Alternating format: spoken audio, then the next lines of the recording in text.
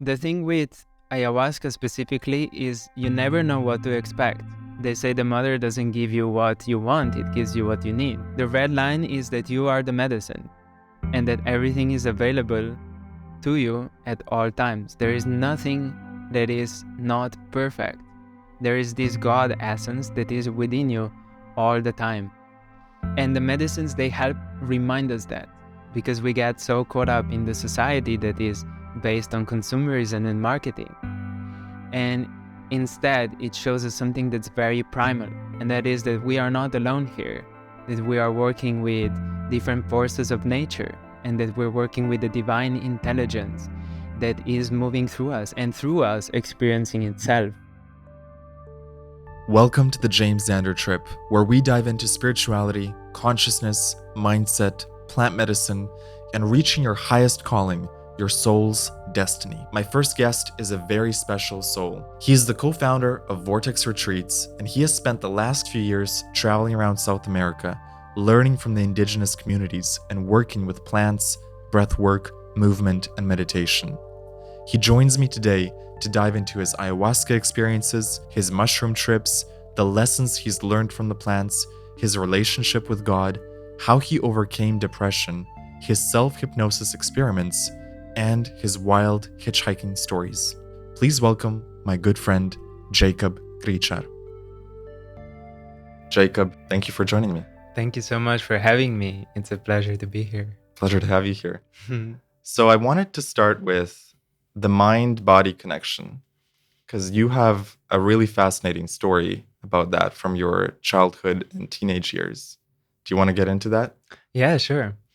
Mind-body connection for me means the relationship that we have with how we feel, how we embody our emotions, how we embody the way we think as well. So from my personal story, when I was growing up, I had a severe eczema, which is a very strong skin disease throughout my whole body. I had these rashes that were sometimes so painfully itchy that throughout the whole night I was not able to sleep. I developed severe insomnia, and sometimes I would wake up bleeding because I would be scratching myself. Just unconsciously Just scratching yourself. unconsciously, whenever I would fall asleep, if I fell asleep, I would wake up being scratched, being bloody. That happened when I was very young, and then it went away, happened again in the second wave in my early teens. And that got me into the whole exploration of different medicinal plants. I read a book in my grandma's cupboard which was talking about different medicinal plants that we can use for different things. And at the end of that book, there was a chapter on hypnosis. And it was the first time I've ever heard that term, hypnosis, outside of, the cartoon movie scene. And I read the chapter on it and I was like, oh, maybe that could help. So I started researching, I read books about self-hypnosis, and I started making my own audio recordings. And I would literally hypnotize myself to sleep every single night. And that went on for a couple of months. I developed really good sleeping habit, and I kept on reading books about meditation, about hypnosis. Around 12 to 13 years old, I started developing my own meditation practice. And within this, my skin started getting better. And I realized the more I would invoke different emotions that were positive in my body and consciously create them in my mind, developing these healthier patterns of thinking and of seeing myself and seeing the world around me, my physical body actually started responding in a positive way. In about 3 months, my skin disease went away completely. And that's when I started really thinking about how much power our minds have to influence our physical reality. And then it goes beyond the body, it goes to our physical reality all around us. And we actually have this power within us to physically change everything that is around us. And that was the first time I've actually had that interaction, and I've never quite understood it up to that point. And after that, this is what took me on that whole exploration of the mind body, of the psychedelic experience, of everything that we are able to do with our minds. So it was like your first experience in manifestation as well. Yeah. Yeah, When it you definitely was. when you were like do these self-hypnosis tapes, how what were you saying to yourself or what were you recording? Well, at first, I followed scripts that I found online. They were more about just putting me to sleep because that's something I struggled with. I struggled with insomnia, so I would put myself to sleep. So in the beginning it wasn't even about healing It, the w- eczema, it was just about no, getting it some was sleep. just that was the most important thing. You know, they say if you don't sleep in 3 weeks, you go completely crazy and you die. They actually made this experiment on rats where they would, it's a really cruel experiment actually, but they would wake them up every time the rat would fall asleep. And they did that for 3 weeks. In 3 weeks, the rat died. And they wanted to conduct the same thing on humans, obviously, very unethical. So they never did it. As far as we But know. as far as we know, yeah. But they say that within a week without sleeping, you go crazy. And I can see that within me. I can see that with a lot of other people that I know struggle with like light insomnia. Within just a few days of not sleeping, you become groggy, your brain doesn't function, you get brain fog, you can't concentrate. Those are just mild symptoms. And it can get more and more severe if it progresses. So you're doing these hypnosis tapes to fall asleep. At what point do you realize you can also do this to heal the condition? Well, the way my mind works and has always worked was when I'm interested into something, I don't go halfway. I just fully dive into the topic. So at that point, my whole life became self hypnosis. And I realized that meditation is actually the same as self hypnosis to a certain degree. Maybe with meditation, you're not at first able to go as far because it's not something external guiding you. But in its essence, it's kind of the same. So most monks and experienced meditators that are able to go very deep in their practice actually are in a way hypnotizing themselves. And at some point, maybe in about a month, I stopped using tapes and I switched to my own meditation practice where I would sit down in every morning for probably half an hour to an hour and I would go through a process of rediscovering myself, of embodying things that are more beneficial to my future, pretty much. Like visualizing, feeling positive emotion, describe that experience. All of that. So I would track where the emotion is going within my body and I would attach a color and a sound to it. And then I would observe how it's moving with complete detachment. So all that self-hate, all that doubt, all that worry, everything that was coming up for me because the skin disease is not the only thing that happens. When you are going through something so severe in your developmental age, especially when other kids are having first, experiences with other sex and going out, having friends. And I was experiencing a lot of loneliness. I was experiencing a lot of self doubt and self hate at that point. So I would observe where these emotions were in my body, where they were stuck, and I would follow them as much as I could.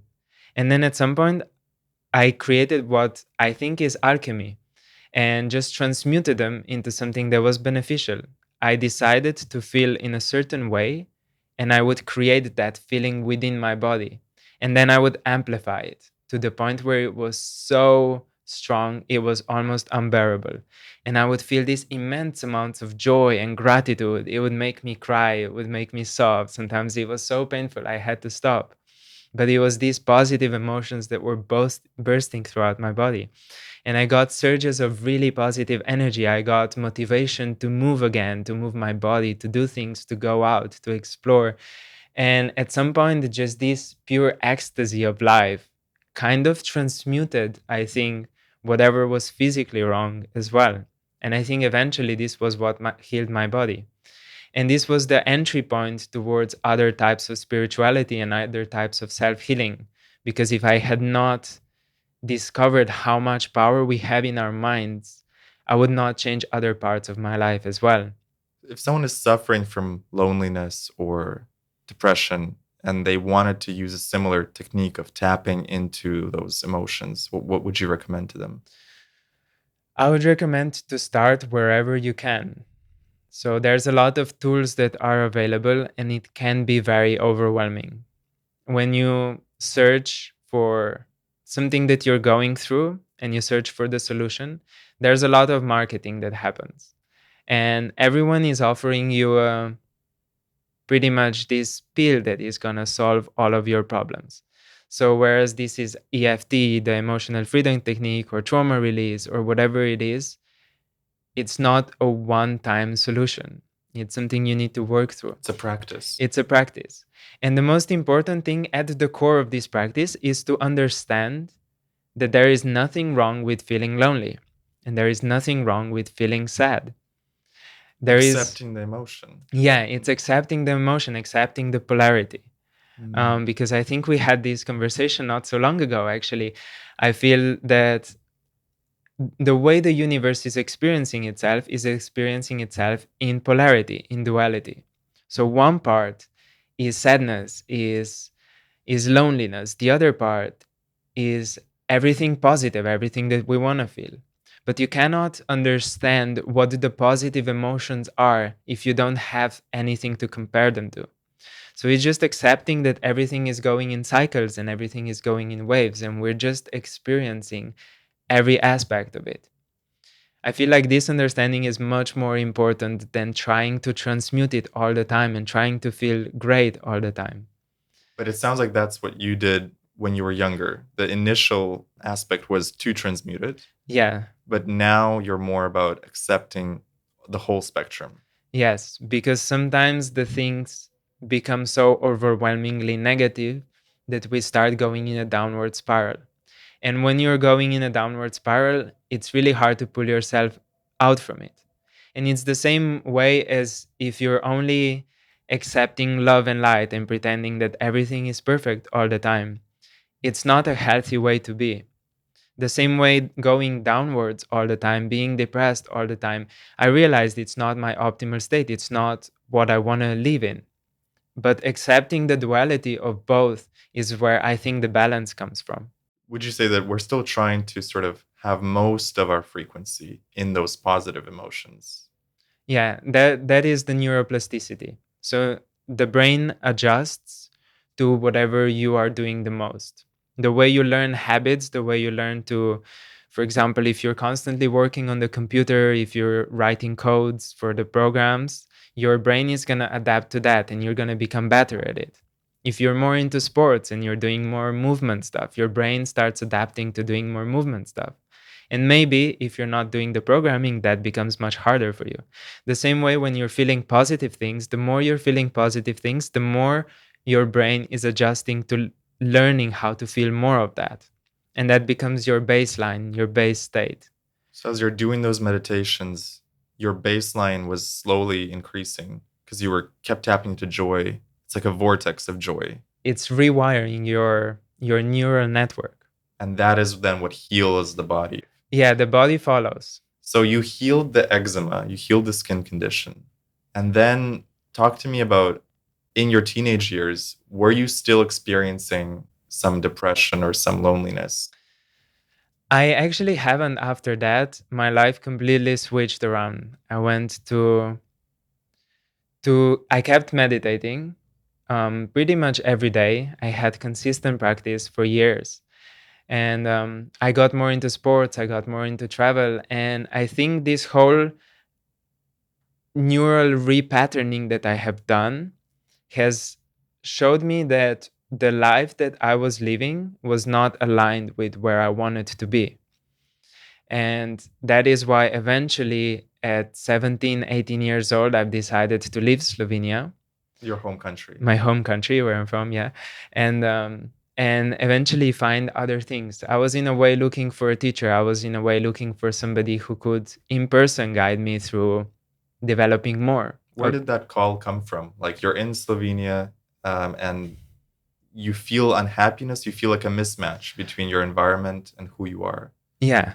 Where's the call coming from for something like a teacher or a mentor? I think it's a soul lesson, soul calling. It was something that came from much deeper than just me reading books, because since I was a kid, I've been fascinated with fiction books, with mystical experiences. When I first read Hatha Yoga Pradipika talks about Kundalini awakening, that was in my early teens.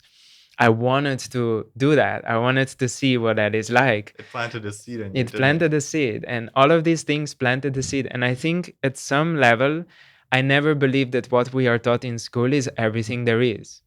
But the structure in the environment that I was living was very limited.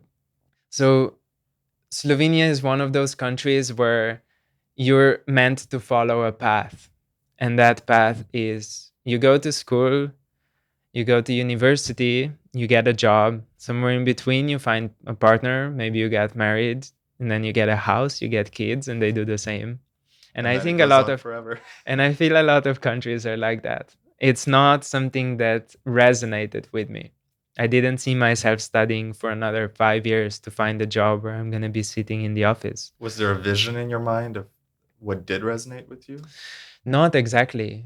It was just this unconditioned curiosity, this idea that I wanted to explore so many different things. It was the idea that I wanted to see the world, that I wanted to move around, that I wanted to feel other places and meet other people and experience different spiritual practices as well, different beliefs from different countries. And so you're 17 or 18, you decide to leave home. Mhm. How did your parents react? um, at first, no one believed that. They didn't think you'd do it. No. When I was around 16, I think I came up with that idea. And I remember in school, I started dropping out of high school. I would do my own studies at home.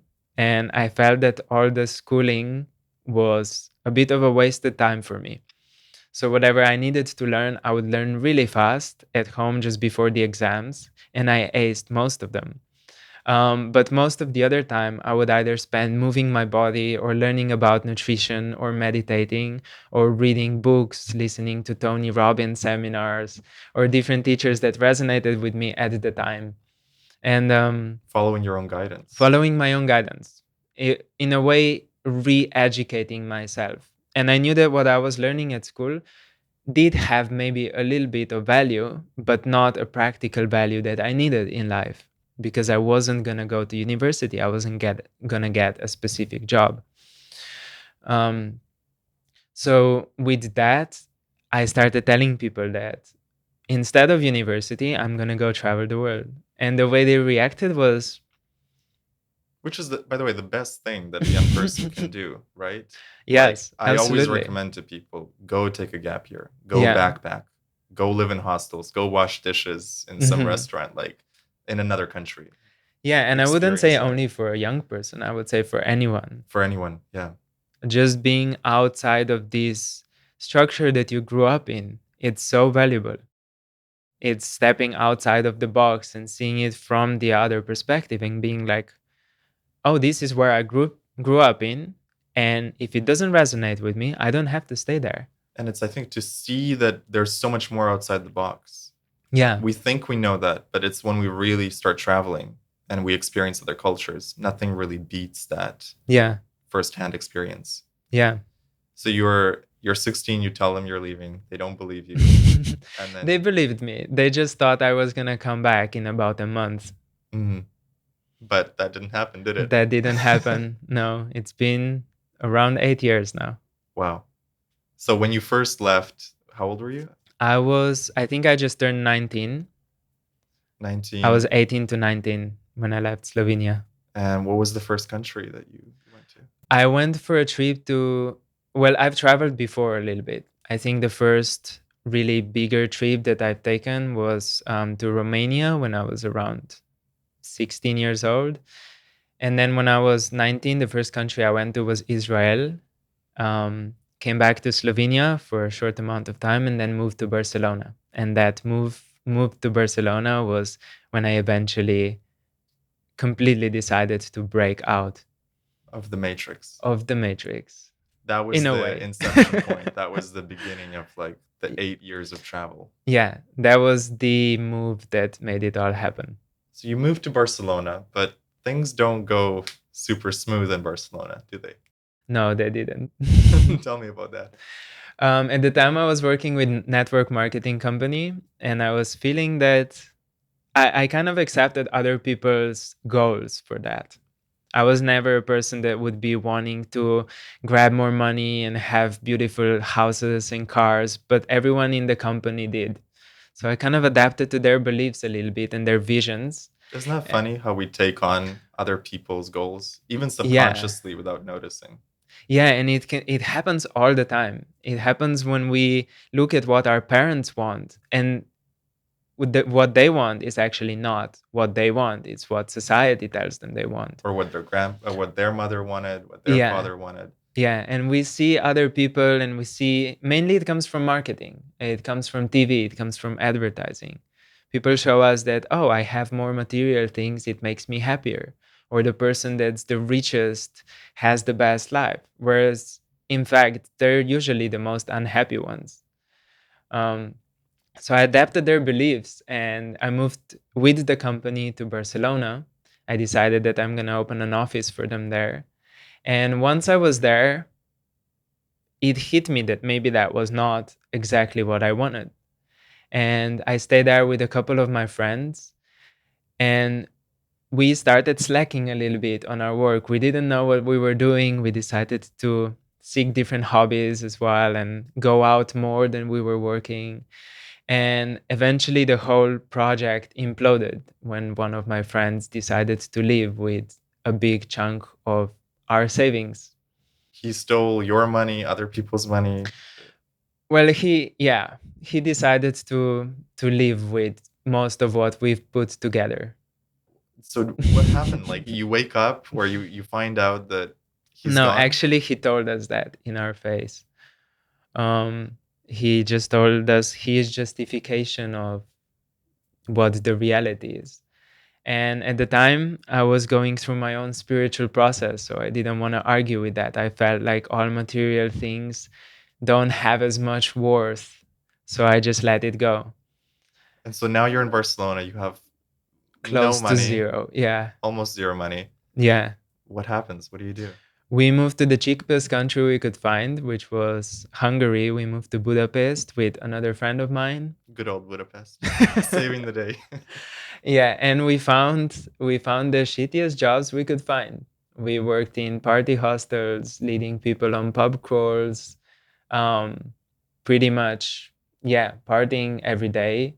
Were you happier in a weird way in Budapest than you were with the money working in It was Barcelona? a huge relief for me. Yeah.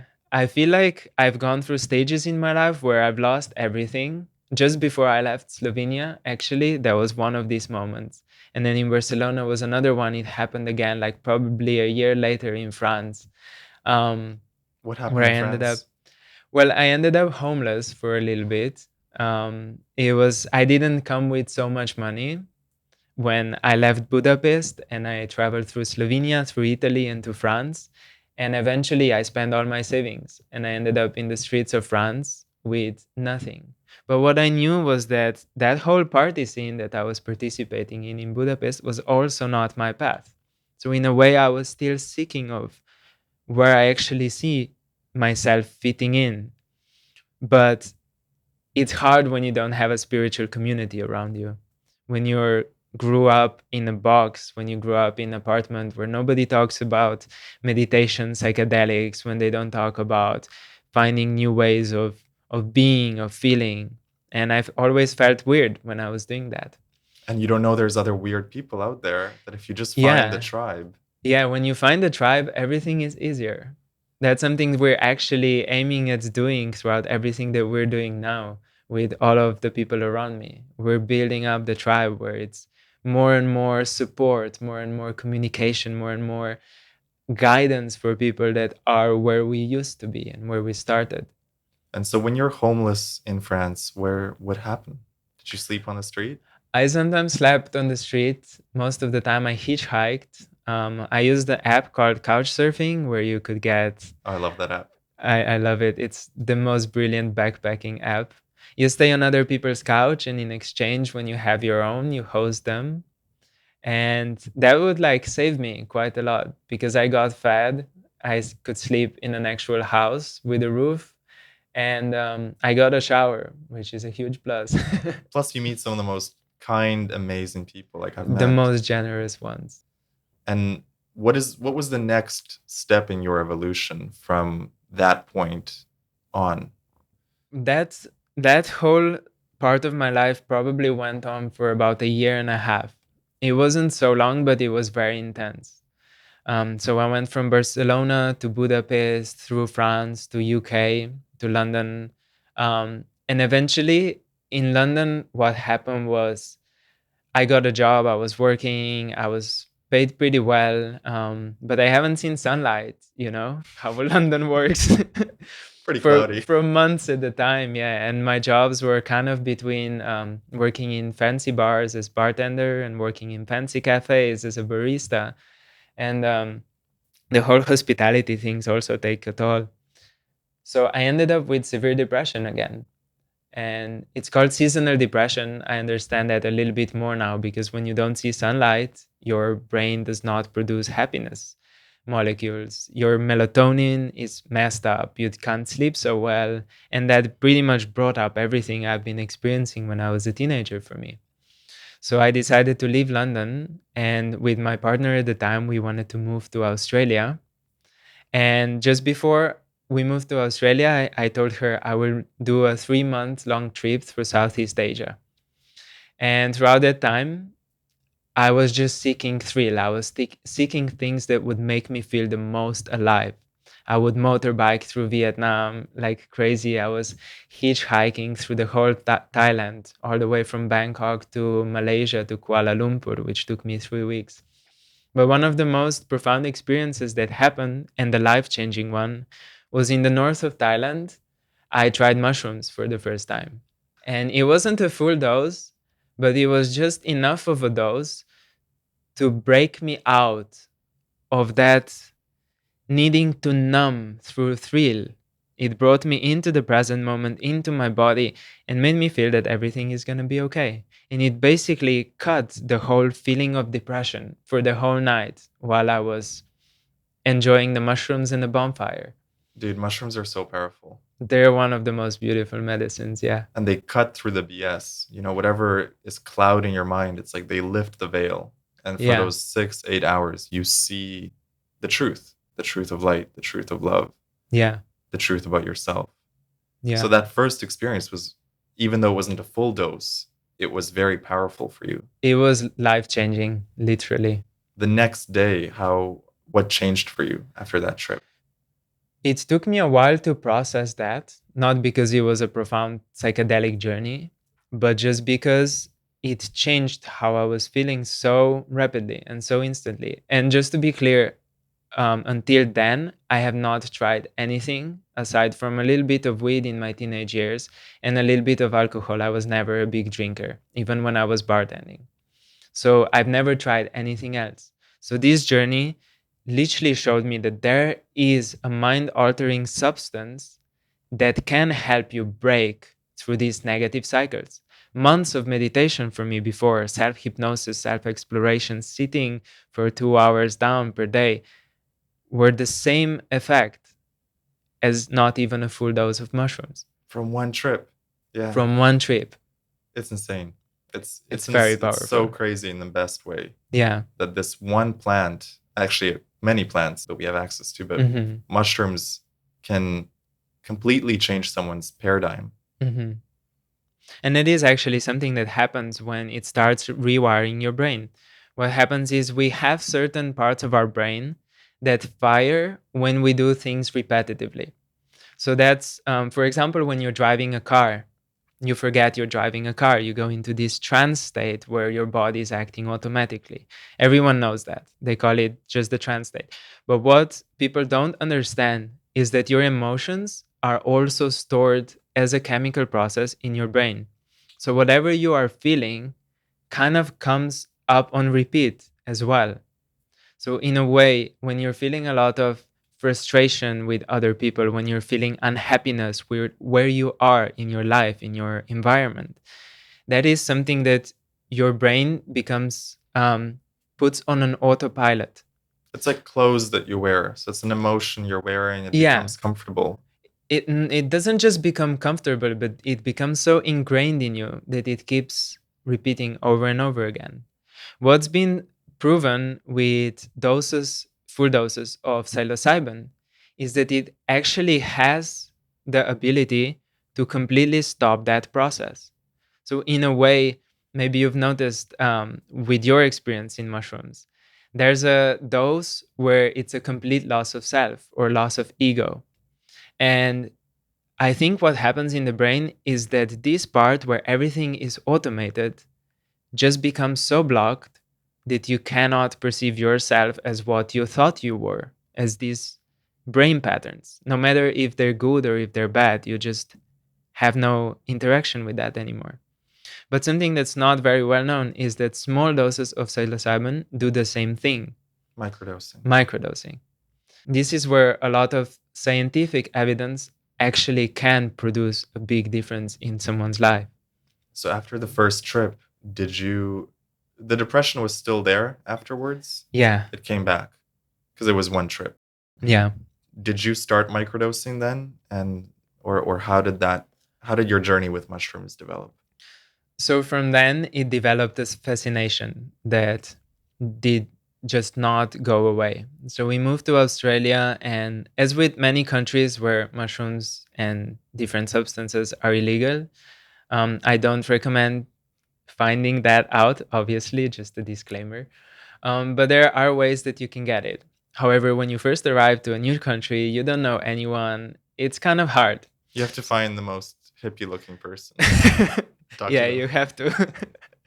So I did that actually. And I asked them if they can supply me with a decent dose of mushrooms. And it took months before that came through. Yeah.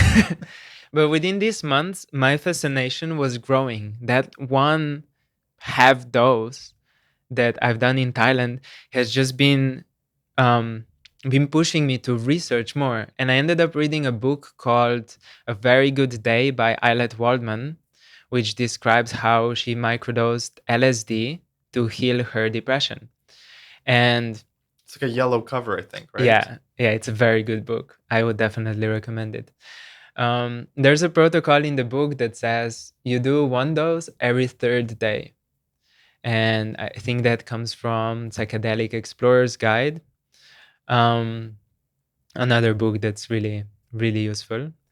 But basically, throughout these few months, while I was waiting for this, I started developing a fascination. And the way I mentioned my mind works is I dive deep into research. So I started reading everything that happened, everything about neuroplasticity, how the brain works, neural networks, everything that happens chemically in the body when we're going through different emotions. I was reading about melatonin, serotonin, dopamine, how they're produced, how we can affect them with our daily habits.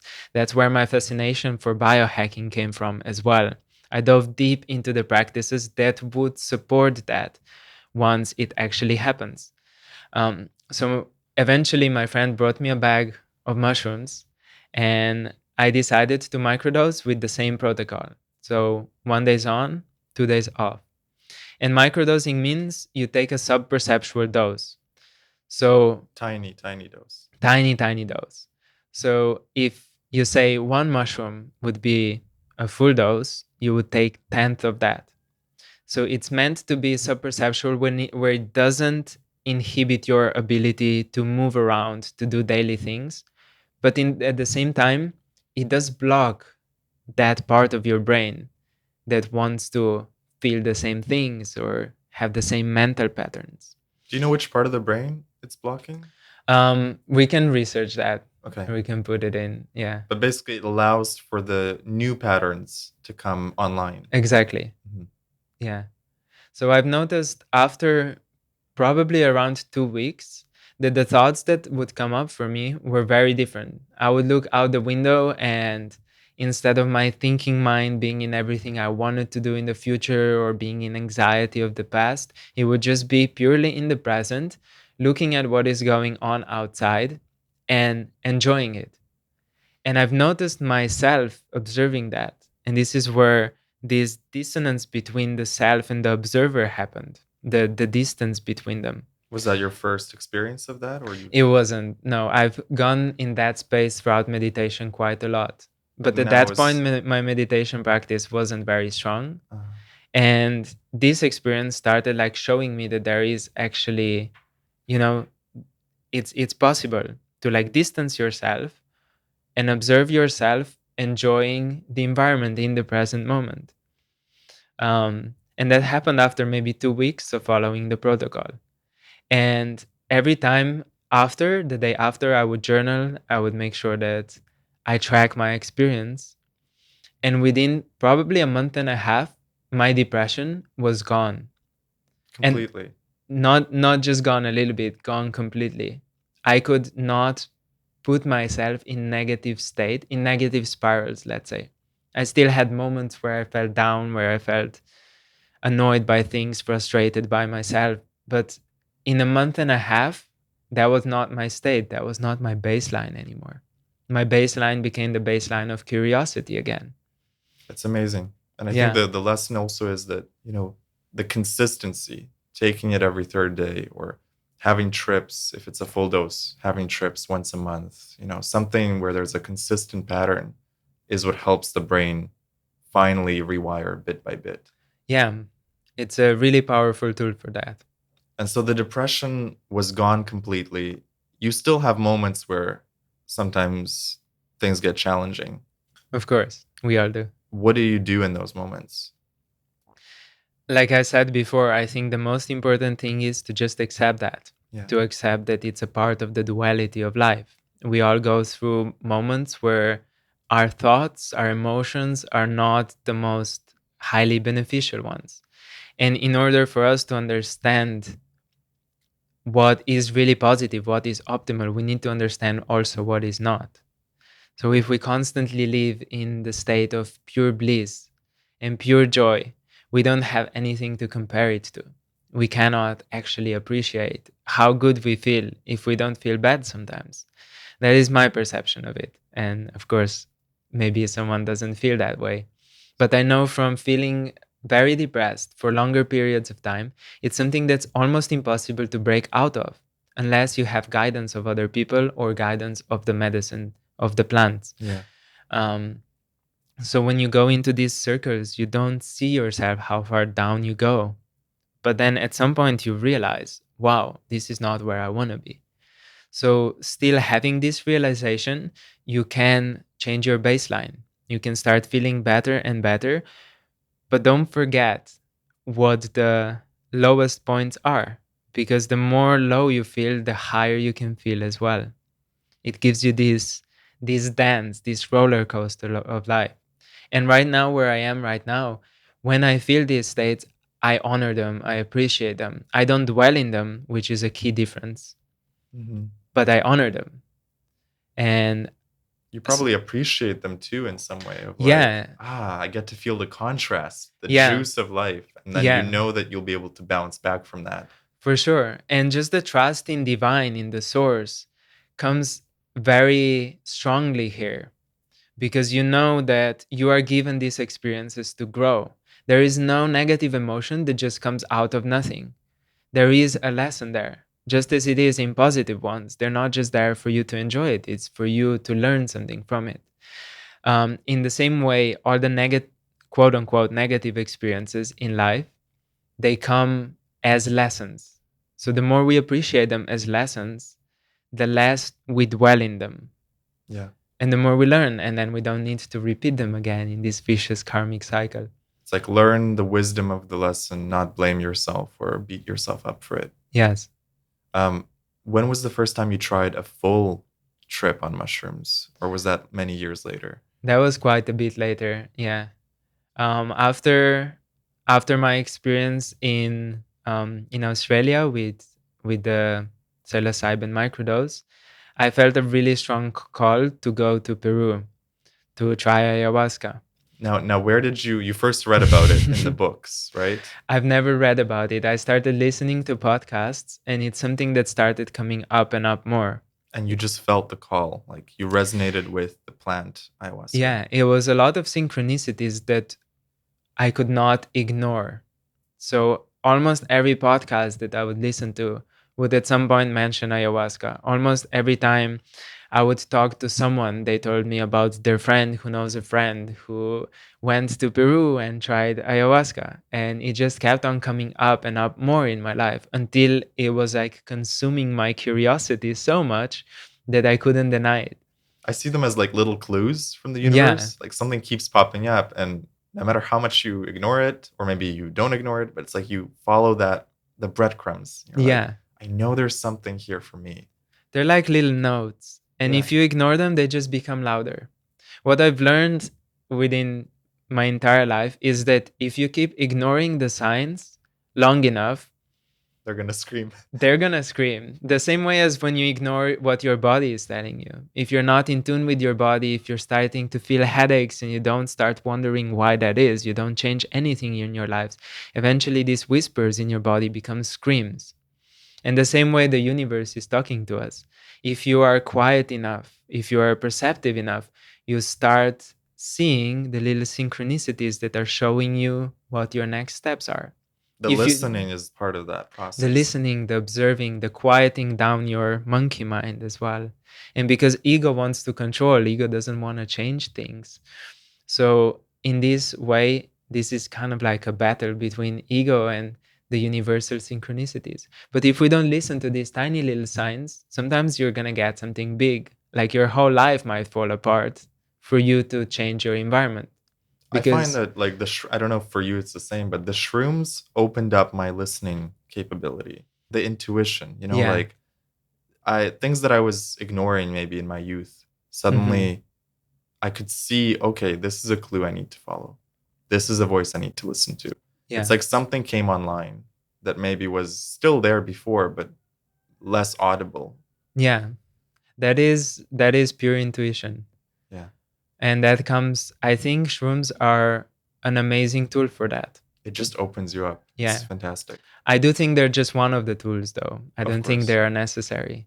Because when we look at, for example, Hindu Buddhist traditions, they do mention soma in their ancient texts. You know, we drank soma and then we danced with the gods, which implies a psychedelic medicine. However, the whole idea behind their practices, the Kriya Yoga, the purifications, is that we are making our body aware of the subtle energies. And when we are aware of the subtle energies, we are aware of the language of the universe. And this language of the universe, again, comes in the same way. You either hear the whispers or you're going to be forced to hear the screams. If you need to change your environment, you might get subtle clues. Oh, here is a podcast on ayahuasca. Here is something that's telling me to Peru. Oh, on my whatever is tracking our advertising on our social media is popping up Peru for me all of a sudden. And if we listen to that, it kind of makes a lot of sense. And if we don't listen to that, something might happen that might completely shatter your comfort zone. And in this way, I think it's much better for our soul to learn by observing, by listening, by flowing with it, without trying to force or without trying to grasp the comfort. So you're in Australia, you hear the whispers. I must go to Peru. Yeah. It took me a few months to really listen to them because I was so comfortable there. I was so in love with everything around me. I had the most perfect situation. And no desire to leave. No desire to leave. I could have stayed there for a very long time. But eventually, the whispers became much louder, almost the screams. And at that point, I left everything. I moved to India, did my yoga teacher training.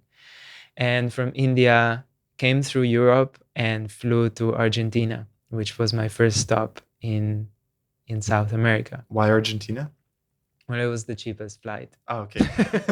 No other reason. That makes sense, yeah. Yeah.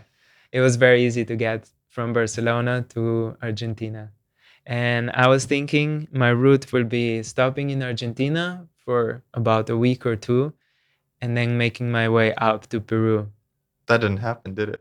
No, it didn't. Tell me what happened. I ended up staying in Argentina for probably around 3 months. I was learning Spanish. I was traveling around. You got pulled into the vibe in Argentina. I got pulled into it a lot. Yeah, it's hard to resist that. Cool. So it was a good experience. It was a very interesting one. Yeah, it wasn't what I was looking for, and I think because of that, again, I was like forced to hear the screams because I was supposed to go to Peru. That was my mission. But I got stuck into everything that was comfortable again, and Argentina was fun. It's like you're And moving through dimensions and yeah, you're almost at the dimension you want, but it's a little bit off or it's a little different. It's like yeah, a limbo in between. yeah. And I think the way the universe works and the way manifestation works in general is when you have something that you want to do, something that your mind is set on, you get these pings and you get the tests. And quite often, the universe gives you almost exactly what you want. You have a very clear vision of what you want, and it gives you something that's just like a step before that. And it watches if you're going to take it. Like a partial match. Like a partial match, but at the same time, it's a test. Uh-huh. Because if you take that partial match, it means that you're not fully resonating with the full match. You're not holding out for the actual vision. You don't fully trust and believe that that actual vision is fully going to manifest. So you take something that's almost there, but not quite. I see that a lot in relationships. Yeah, and that actually it's a test, and it means that you still haven't learned everything that you need to learn to really have this new reality in its fullness. So you need to step back and learn more until you're ready for that really full, complete vision. So for me, I got stuck in Argentina because there were still parts of me that wanted to have this lifestyle where it was all about social interactions, it was all about indulgence. And that's very easy in Argentina. It was all about travel, it was all about things like that. And was it almost like you took your Australia vibe and brought pieces of it to Argentina? well, what happened was, I think to some extent, I still needed to purge out a lot of these things before I was ready to go on a really deep, solitary inner journey. And that happened. And in towards the end of those 3 months, I got a very clear sign to leave Argentina to actually start that journey that I was going to go on. What was that clear sign? Well, I was hitchhiking in the North Argentina, and a truck pulled. And at this point, I was kind of desperate to get a ride. So I sat in the truck. But by the way, hitchhiking in Argentina, recommend? Because a lot Follow of people intuition. probably told you not to do it, right? Yeah, everywhere where I was hitchhiking, I got told not to do it. The only countries that were very, very safe and very comfortable were like Taiwan, maybe some parts of Asia, Australia, New Zealand. New Zealand was an easy one. Some parts of Europe, but it's always good to follow your intuition. At that point, I did not follow my intuition. I sat in the truck with two big guys on each side. They drove towards our destination, pulled to the side of the road in the middle of the desert, and pulled out knives and machetes on me. What was your thought process at that point? Did you know something was wrong the moment you got in the truck? I felt it. It was just, I was denying my intuition in many ways. I just wanted to get where I wanted to go. So they pull off the road. What did they tell you as they pull off the road? They told me they're going to check on the engine, and they pulled off. They went to the front of the truck. They started talking to each other, and they came back, one with a pipe and the other one with a knife. That's crazy.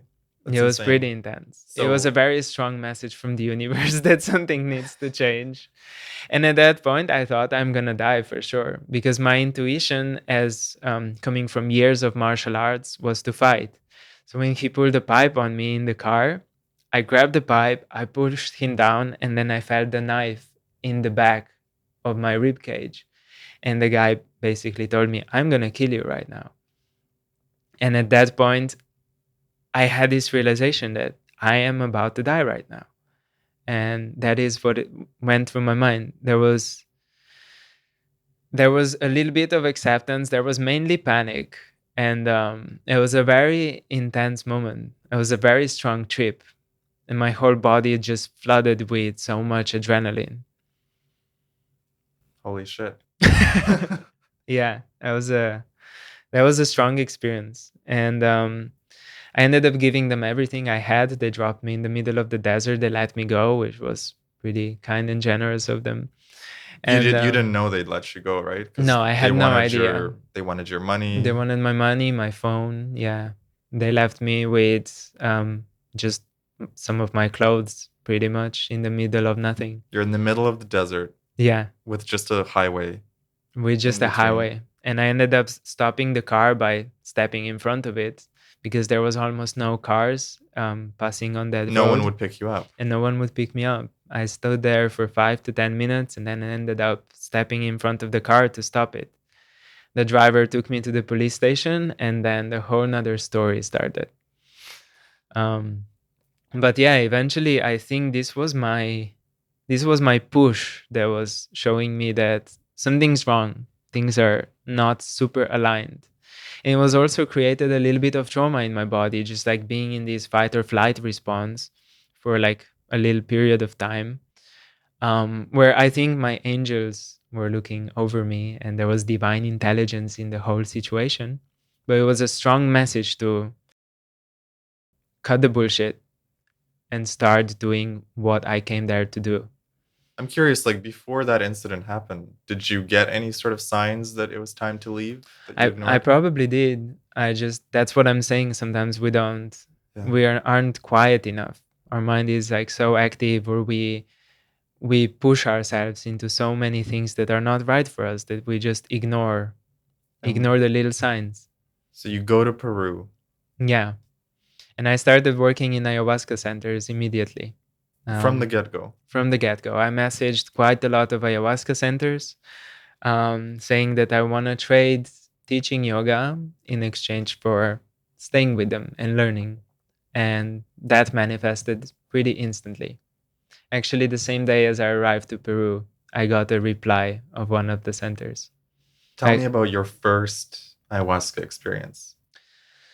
So the first one was a very interesting one because I didn't know this medicine at the time, but there is a seed called yopo, which comes from a wilca tree. And the seed is toasted, opened, and then ground into powder, and the powder is blown in your nose. The active ingredient of yopo is 5-MeO-DMT, which is probably the most potent type of DMT. It's what people normally use in bufo ceremonies. It's the same active component, just one comes from the frog, the toad, and the other one comes from the tree. Um, so I was drinking ayahuasca with this couple, and I felt like my body was not ready to receive the medicine. It was somehow resisting, and there were so many layers that I needed to shed before I was like fully open to it. So after the first cup, I still haven't felt anything. So they gave me the second cup of ayahuasca. I still felt like I haven't felt anything. I didn't expect it to be so physical. I was expecting visions, life-changing visions, you know. And at that point, the girl from the couple, she comes to me and she asked me, "Are you feeling something?" And I said, "No." And she told me, "I want you to feel something. Would you like to try yopo?" And I heard of it before, literally just before the ceremony. And I said yes. So she applies yopo to me by blowing it in my nose. It's the way hape is traditionally applied, which is the medicine of tobacco. And within an instant, my body became so strongly vibrating that I couldn't contain this energy within my body anymore. I felt her going for the second nostril, while I was struggling to stay in my body. But the vibration was so painful that actually I had to decide to leave my body because I could not handle being inside it anymore. So I went to this God source, white light, sacred geometry place where I was one with everything and everything was so perfect and divine. And I was felt like I was there for about a minute, and then I came back, and then the whole purging of ayahuasca kicked in. Um, Then you and felt the ayahuasca. that I felt ayahuasca. What a potent mix. You come back What from a the potent 5-MeO mix. place Mm-hmm. right Directly into into the the DMT ayahuasca realm of the journey. ayahuasca. Yeah.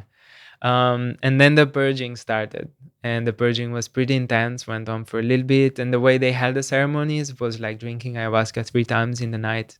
So we ended up having the second cup, the third cup, and then eventually kind of going to sleep and closing the ceremony. But in the morning, the facilitator was looking at me and he said, "You have a very strong connection with Yopo."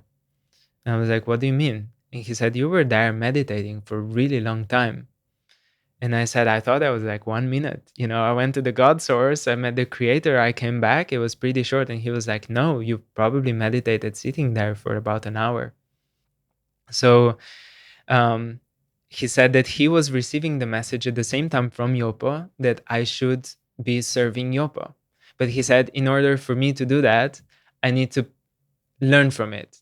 So he gave me a bottle of ayahuasca and he gave me a bottle of Yopo, saying every week, take a little bit of ayahuasca, wait for half an hour, and then apply Yopo for yourself. And this is your own personal journey. This is where you need to learn from the medicines, not from the people. People don't matter. Shamans don't matter. Just learn from this medicine. So I ended up doing that for a few months before my later ayahuasca journey. Dude. Who goes to Peru and the first thing they get is a little bottle of ayahuasca, a little bottle of yopo to do their own personal journeys. Yeah, it That's was pretty nuts. it was really interesting because later on, I haven't done any research on Yopo, but later on, probably not so long ago, about a year ago, I learned how intense Yopo journeys are for most people. Whereas they need to be held sometimes pinned down on the ground because they can, for the duration of the journey, go crazy. 5-MeO DMT is no joke. It's not something to mess with. I definitely don't recommend doing it without a experienced facilitator. And same thing with ayahuasca. I think for most people, they definitely need a shaman to be there. Definitely. I think yours was sort of a rare exception where somehow the shaman knew that you could handle a tiny bit of that bottle. Yeah. Where right now, for example, whenever I drink ayahuasca, I still seek to do it with very traditional tribes. Yeah. I don't go out and do it by myself, or at least not so often. And also, I'm very careful with who I sit with. I think the set and setting are the most important part of the medicine journey. The way the ceremony is held, the space that's held. And by whom. And by whom.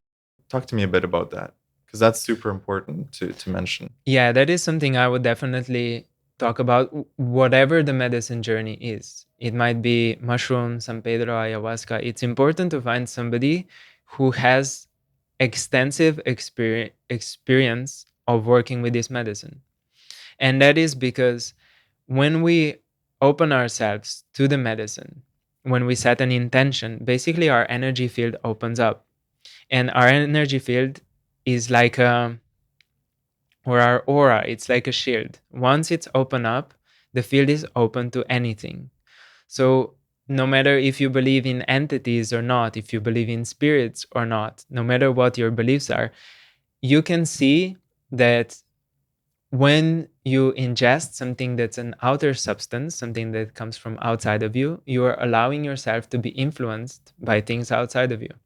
So if the space is not held properly, that can go in a lot of different ways.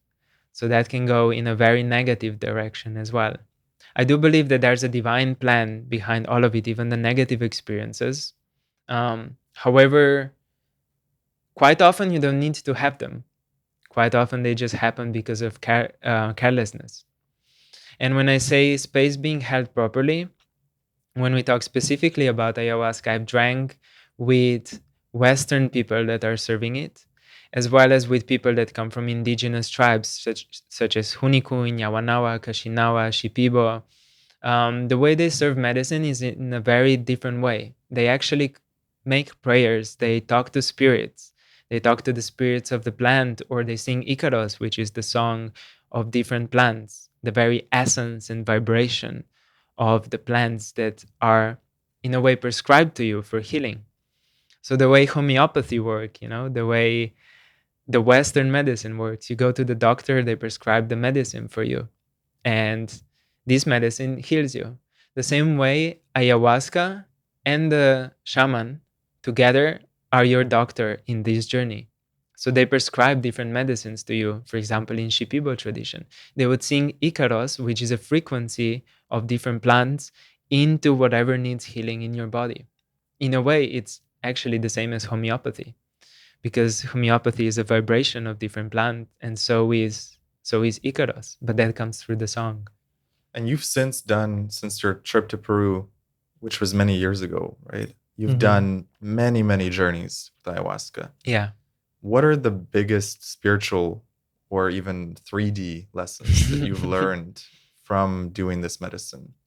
Because it's so powerful. It is so Just one powerful. trip alone can change someone's life forever. Definitely. Often does. Oh, it often does. Yeah. But someone who's done it dozens of times, what kind of lessons have you gleaned from this medicine?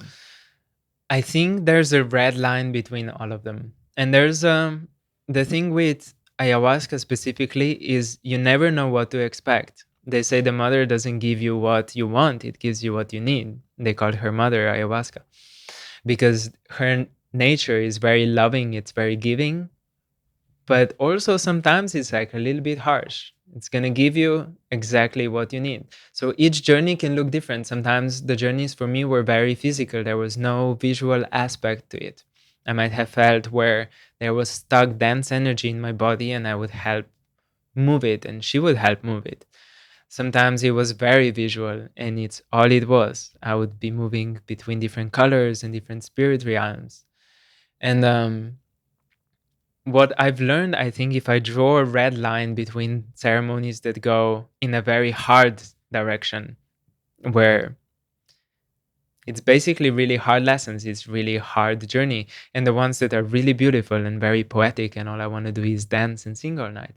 The red line is that you are the medicine, and that everything is available to you at all times. There is nothing that is not perfect. There is this God essence that is within you all the time.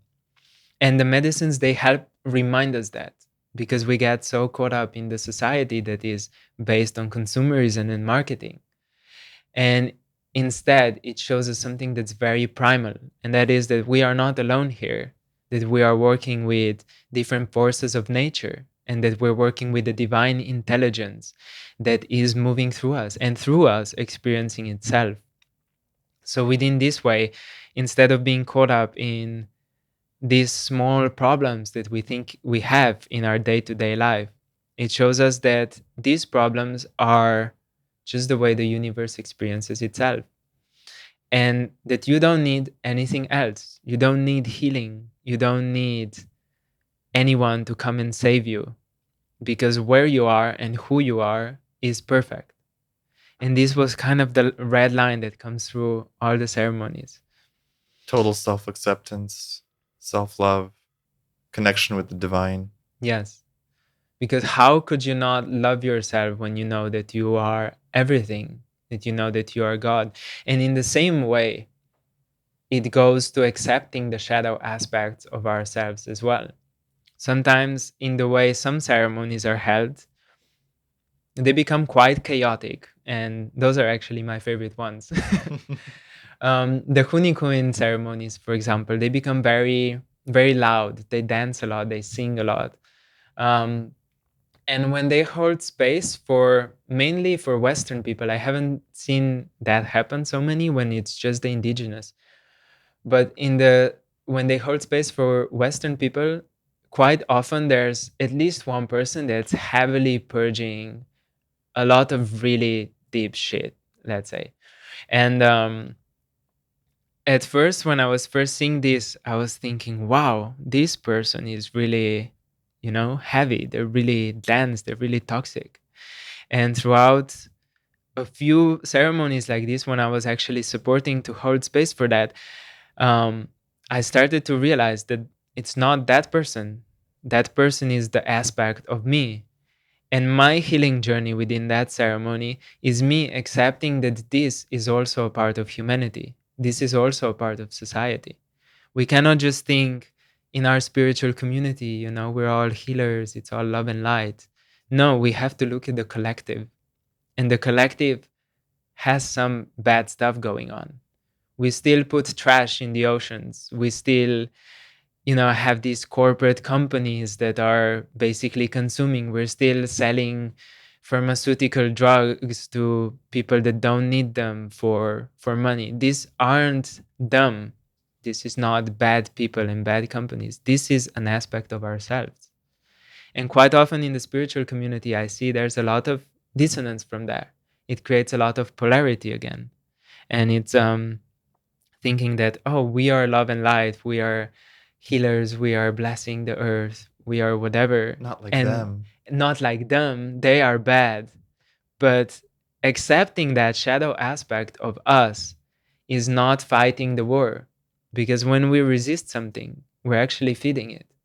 So understanding that I am them in a way, there is an aspect of me, and until I heal all these aspects of me, nothing else is going to change. We cannot change humanity, we cannot change society, we cannot change anything until we change ourselves. And this is again coming from this self-acceptance and this love, because if I am God, if I am divine, if I am perfect and everything all the time, then I am equally good, quote unquote, as I am bad. So everyone has a shadow aspect. Everyone has a shadow aspect. What is the inner work that we should all be doing or the shadow work, as it's often called? Do you do any of that? And I think it's an individual practice. I think it's understanding what is coming up continuously and healing it. I think this is the school of life. I think this is why we incarnated in the bodies, in the world that we did. And we are blessed with, at least everyone who is listening to this podcast, we are blessed with so much information. We are blessed with such a community, such strong knowledge. Even the internet itself, we can look at it as something bad, but in a way it's just a connecting web, just like ayahuasca. It's something that is etheric. It doesn't really exist, if we think of existing as a physical reality. But it offers unlimited information, and we can learn from that. And throughout that, it becomes an individual journey.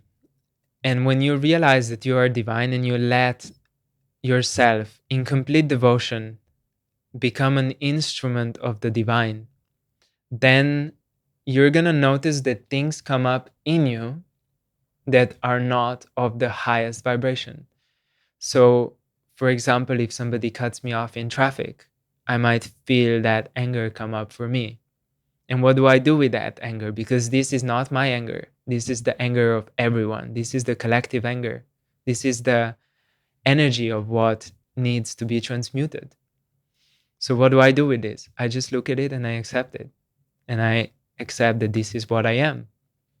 The aspect of me is feeling this emotion because I am everything. So this emotion needs to exist as well. So I think the whole shadow work, the whole idea of going into the darkness, it's shining the light on it. So when we go into the darkest caves and we shine the light on it, it's not dark anymore because there's a light in there. Are most people not even going into the cave? I would say most people are heavily avoiding that cave. Yeah. I think it was Joseph Campbell that wrote, the cave you fear to enter holds the treasure you seek. And most people are very afraid to enter these caves. Do you agree with Campbell that there is a treasure in there? For sure. I think everything that is missing in our lives, we all want magic. We all grew up on fantasy.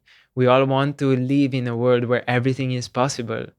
And yet, when the magic comes, we either numb it or we ignore it. And that comes from conditioning. Give me an example of ignoring magic. Synchronicities. Yeah. Just like hearing the signs, the language of the universe, the love notes from Ma. Those are little things that happen. Seeing repeating numbers, thinking about a friend and they call you, within 5 minutes and you haven't spoken for them for 8 years. That just happens to me. I was thinking about someone and they send me a message within less than an hour, someone who I have not spoken for 8 years. So these things are, you can call them random, but when everything that happens in your life is leading you directly to when you want to be, and everything is so random, can you call it random? Or is there a divine plan that we're just leaving out? Did you find that after doing all these plant medicines, it opens you up to the magic flow of life and the Yeah, seeing the magic and not ignoring it and appreciating every moment of it? yeah, yeah. I find that very strongly. I think there's such powerful tools to open you up to this. If someone wanted to get more magic in their life, what would you recommend to them? I would recommend that you find it in everything you do. So instead of relying on the external substance, instead of, when I first went to Peru, I thought I'm going to do one ayahuasca ceremony. That's what they all think. That's what everyone thinks. I'm going to do this one ceremony and it's going to heal me. Forever. Forever. I don't have to do anything else. It's just one ceremony. One pill. One pill. And that's how marketing works. Is everyone online is offering us this one thing, even perfume. You see an advertisement for perfume and everyone is so happy putting these toxic chemicals on their bodies. And they just look so blissfully happy. And you're like, oh, I want that perfume. It's going to make me happy. I would say if you want magic, just create it. Every time you close your eyes, there is infinite amount of possibilities. And the way the universe works is we're not limited to a physical reality. What we see, what we touch are just different frequencies that are concentrated to certain vibration. For example, our visual spectrum is very limited if we compare it to, for example, other animals. Our auditory spectrum is also very limited. And we know that. We all know that. We've learned that in school. But we don't know that it's actually the same vibration. So the whole universe is made out of this connecting field of vibration, and our physical senses only allow us to see probably 1% of it, if.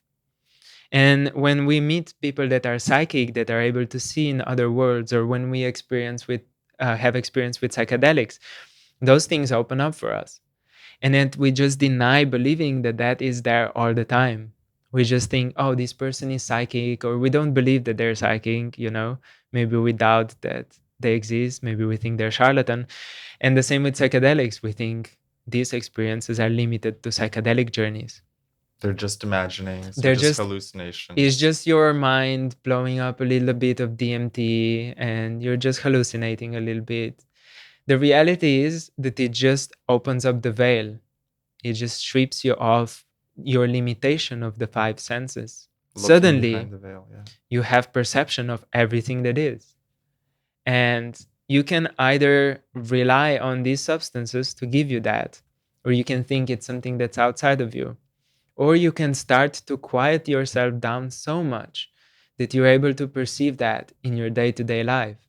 And this is where actually real magic happens, is when you realize that when I look at an object that seems dense, that seems solid, it's actually just moving particles.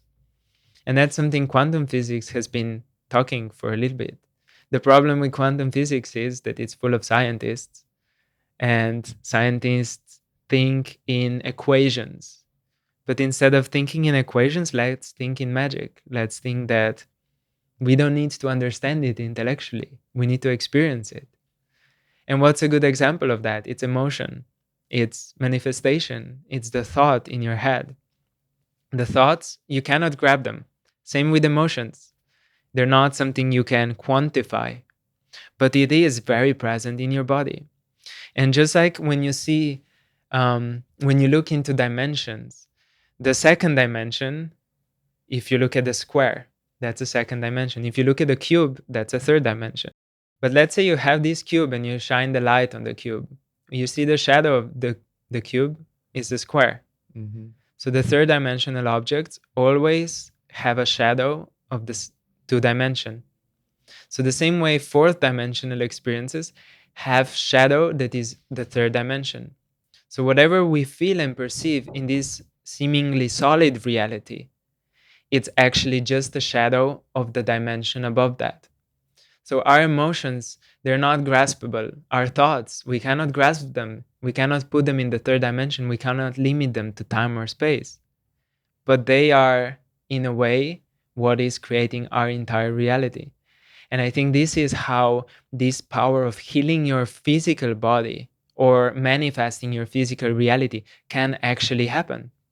It's because when you are in control of something that's a fourth dimensional experience, you are shedding the shadow in the third dimension. I love that you bring up the shadow of the fourth dimension. It reminds me of Neville Goddard's work, where he talks about how this 3D world is just a shadow. Yeah.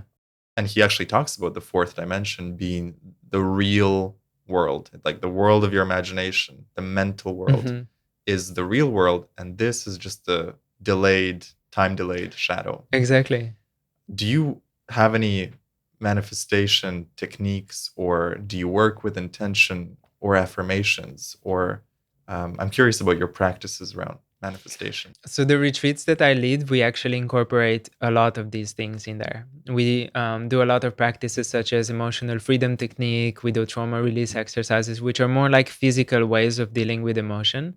But then we also add a lot of visualization. We also teach people how to do their own shamanic journeys through visualization, through their own internal processes. However, in my personal life, I found that when I'm trying to manifest, there's always this dilemma aspect to it, where I know that there is a divine plan, and I believe in the God essence, maybe not a God with a beard or a God without a beard or 10 different gods. But there is this source, this connective field which we all come from. I think Joseph Campbell called it the great solar light. The great solar light. I like that. Jung was talking about it, the collective unconscious as well. Yeah. I think it's maybe collective unconscious is a little bit of a limiting term. I think the source is a pretty good term, but that's also limiting because it's not just the source, it's also everything that is right now, not just where things came from. But I would say that there's our soul come as aspects of this infinite energy, and we are just fractions for it to experience itself. So in order for something that is infinitely perfect, that is completely divine in its perfection, for it to know what it is and experience itself, it needs to create contrast. It needs to create duality. And they describe that in Taoism. First there was Tao, and then from Tao came the duality. It came yin and yang. From yin and yang became the elements. Pretty much all the holy books talk about the same principles. The way in Hinduism as well the world was created, the way in Bible the world was created, it all came from this one source, one God. And for it to know itself, it needs to create polarity, it needs to create duality. The Hermetic principle of polarity talks that we do not know one if we don't know the opposite. So in this way, we all incarnated as souls, bringing each other lessons. And our lessons are to trigger each other, sometimes in good ways, sometimes in bad ways, sometimes through throwing trash, and sometimes through spreading love. And this is one of the most important things that we are here to learn, our soul lessons. More than seeking comfort, more than wanting my life to be full of beautiful travel and destinations and whatever, big cars and a lot of money. More than that, my goal is to evolve my soul as much as I can before I die. Because all the material stuff is going to go away. Even this body that I've worked so much on creating to as much perfection as I possibly could, it's going to die. But the soul keeps evolving. So this is the dilemma I've had within my manifestations, because my ego, my physical body, it wants comfort. It wants to feel safe. And I know that on a soul level, I need to push it out of the comfort zone to have it growing. And this is where I think my biggest soul lessons actually came from the experiences that were so extreme. When I was homeless, when I almost died in Vietnam on the road, when I was robbed in Argentina, those moments were where my soul just got a massive upgrade, such as most ayahuasca ceremonies I've had, actually. Probably I've done dozens, and I would say maybe half of them were very pleasant, and the other half went to the most unpleasant extreme. And same with yopo, with wachuma, with mushrooms. I always have the whole duality. And this is where, if you just manifest because you want to be comfortable, you might get it because that's just how the universe works. You probably will get it. But again, it comes to the same thing. Does money make you happy? And that's a question that's just like a very general question that's been kind of discussed a little bit, but no one goes to the source of it. Why doesn't it actually make you happy? Is it because you're relying on something external? Or is it because your soul is actually not growing from this? Because you're actually giving yourself just so much comfort for your ego, for whatever reason, to feel the power or to feel whatever. Even just people that are consciously manifesting all the time in a way, they're just looking for more power, they're looking for more comfort. But your soul doesn't want that all the time. Maybe it's a very individual journey. Same as with shadow work, it's a very individual journey. It's hard to say that is one thing for everyone. So maybe what we should all be manifesting is more soul lessons. More soul lessons, yeah. It's like, bring me the hardest, most difficult experience. That was my intention for my first ayahuasca ceremony, actually. And now looking back at it, I think it was a hard thing to say. You actually intended for it to be difficult. Yes, my first ayahuasca ceremony, my intention going into the ceremony was show me the deepest, darkest places of my mind. Wow. And I know how deep and dark ayahuasca can get right now. At the time, I didn't. Would you have made the same intention if you'd probably not? Probably not. But I remember when I was growing up, I would read about these intense experiences people have with, for example, Kundalini awakening. It's not a pleasant thing for most of the people, especially the spontaneous Kundalini awakening. Sometimes people cannot be in the society around people. Sometimes they cannot communicate. It's like so intense. And I would be reading these experiences and I would be like, wow, I want that. Bring it on. And the same when I first heard about ayahuasca, they were saying like, wow, it's really intense, but it's like, it shows you the reality as it is. And it can be really dark and it can be really heavy and hard. And I would read this sentence and I would be like, I want that. Yeah, give me the dark, give me the heavy, give me the hard, because I want to transcend. I want to keep growing. And it did. And it did many times. And I feel like that's the difference between people that are, that are evolving, that are shamans, that are healers, and people that just want comfort in their manifestations, is because one is going to ask for easy life and the other one is going to ask for the hardest possible lessons so they can grow, their soul can grow, not just their ego to be pleased. I think a good intention for ayahuasca and mushrooms is show me who I truly am, or show me the next step in my evolution. So it's like you're kind of leaving it up to the universe, the difficulty level, because it knows best what you can handle. Yeah. Especially with ayahuasca, every single ceremony I've done, I've gotten a whole different set of lessons. Completely unique trips. With mushrooms, it's a little bit more, at least for me, it's a little bit more consistent. Where if I don't do a certain lesson or certain homework, it'll come back in the next trip. I'll be like, why haven't you done this? Why haven't you been working on this? Yeah, and that goes beyond the trip. In life in general, if you don't do your homework, it just comes back. Yeah. And coming back to this intention, show me who I really am. There's such vastness to it. I remember one ceremony with this taita. Taita means healer, curandero in the tradition in Putumayo, which is the jungle area of Colombia. I had an intention to see the reality as it is in its completeness. And I said, I want my third eye to open and see everything. And within minutes of drinking the medicine, my third eye opened and I saw everything, to the point where my body was so uncomfortable with the amounts of energy that were going through my body. I could visually, I was getting so overwhelmed because I would open my eyes, I would close them. There would be infinite amounts of images of entities of spirits circling around me. There would be just the vibration permeating everything. It was such an overwhelming experience that it was possibly slightly traumatizing at that point. I think our brains can't even handle the totality Yeah. of the frequencies that are around us. There is a story, I don't remember where it comes from. And the story goes, someone was meeting angels and or extraterrestrials, or I don't remember the exact thing. And they brought the chest in front of him. And they were like, in this chest is the whole potential of all the humanity. And he wanted to see it. And they were like, no, you're not ready for this.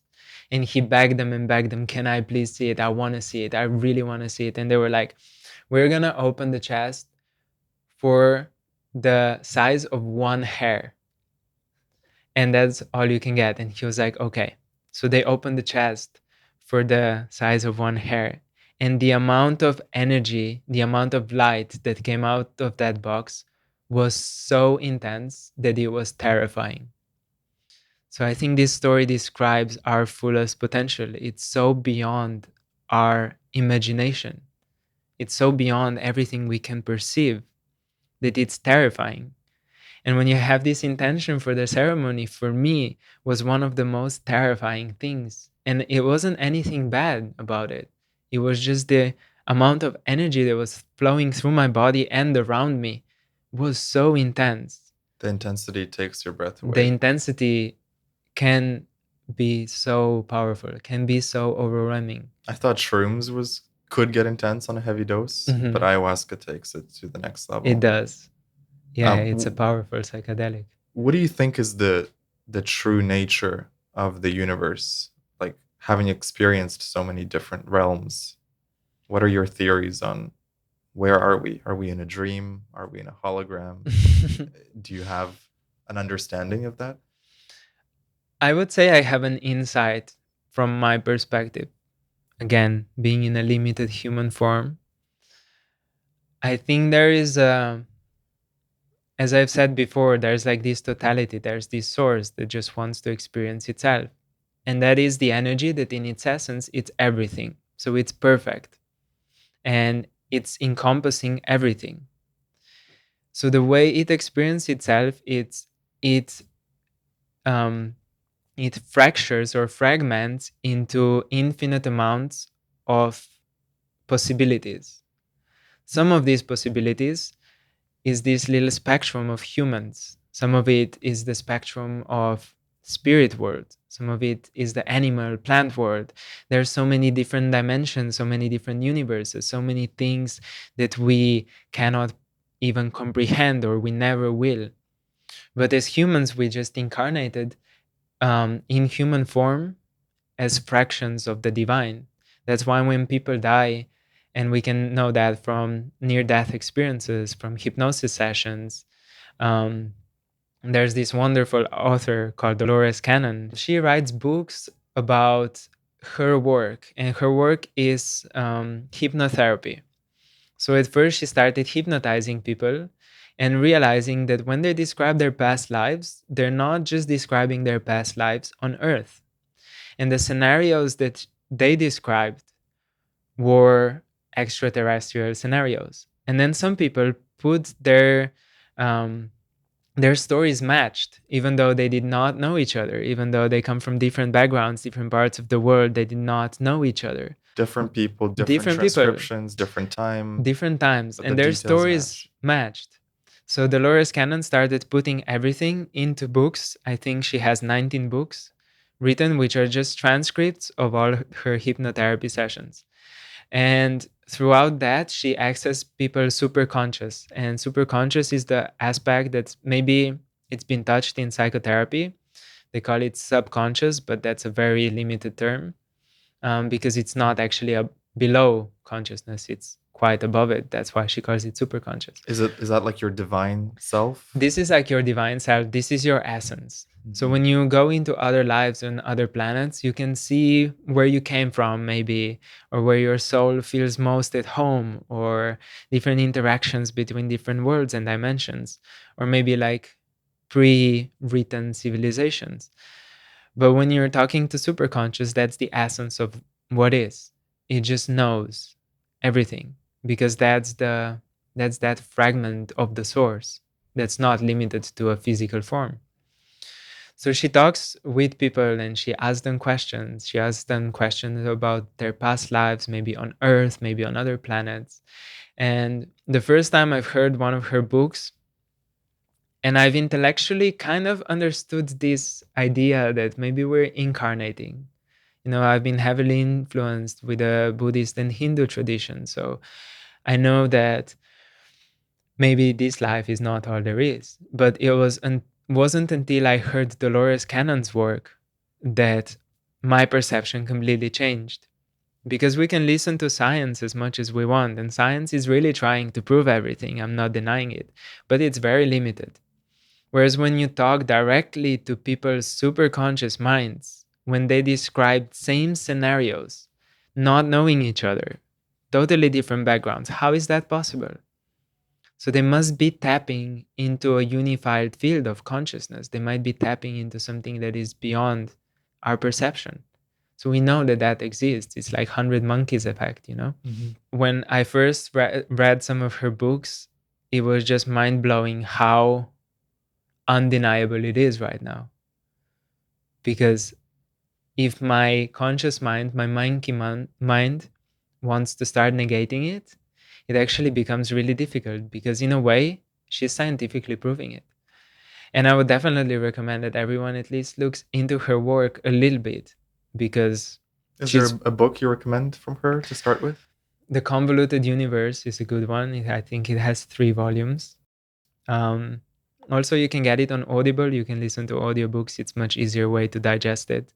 What was the craziest thing you learned from Dolores Cannon? Like where you're like, holy shit, like that can't be true. Well, once you hear some of it, I think it all falls in the same category. I think it's just getting over the initial shock that everything we've been taught in school is just not correct. And once you get over that, you start asking yourself different types of questions. For example, what is in the center of the earth? Tell me. What's your theory on that? I don't know. I don't have a theory. But it's something that I've been asked these questions, and my response immediately was lava. Because that's what you've been taught. Because that's what I've been taught in school. And the guy who asked me the question asked, like, why do you think it's lava? And I was like, that's what I've been taught in school. As soon as I heard my response, I realized that's not what's there. Because nobody went there. Nobody knows. The same as we talk about extraterrestrials and life on other planets.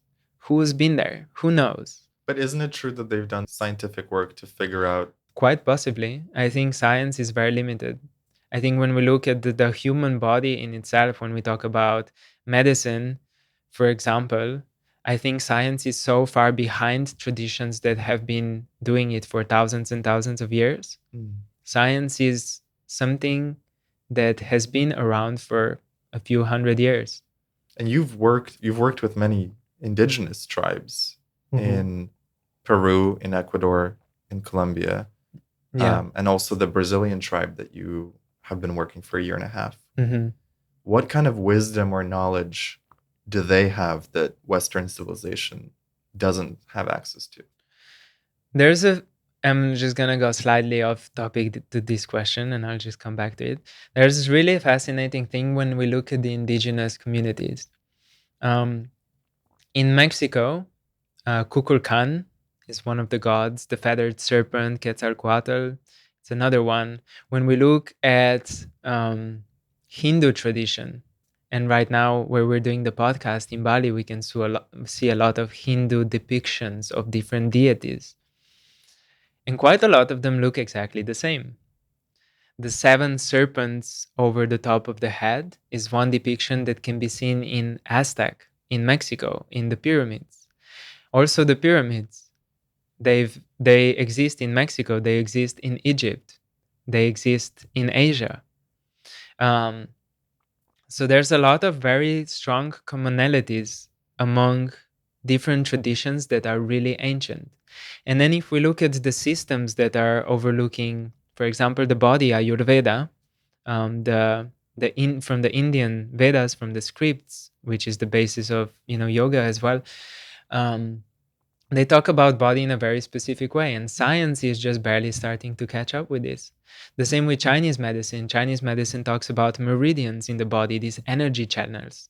And when we look at Ayurveda, which comes from India, they talk about nadis, the 72,000 energy channels. So there's these commonalities that are very similar no matter which tradition we look at.